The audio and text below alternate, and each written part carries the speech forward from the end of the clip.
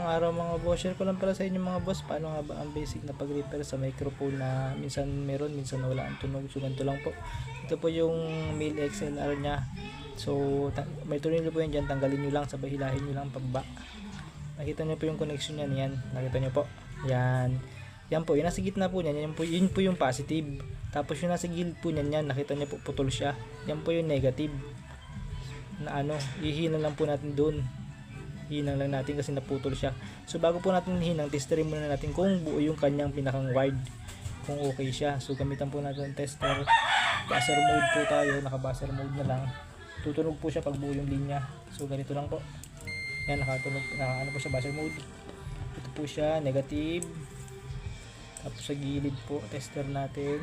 Yun, tumunog mga boss, ibig sabihin buo yung linya. Tapos yung sa positive na, ito, ayun, boring yung linya niya. So ibig sabihin mga boss, na puto lang yung wire niya. So hinangin ko muna mga boss.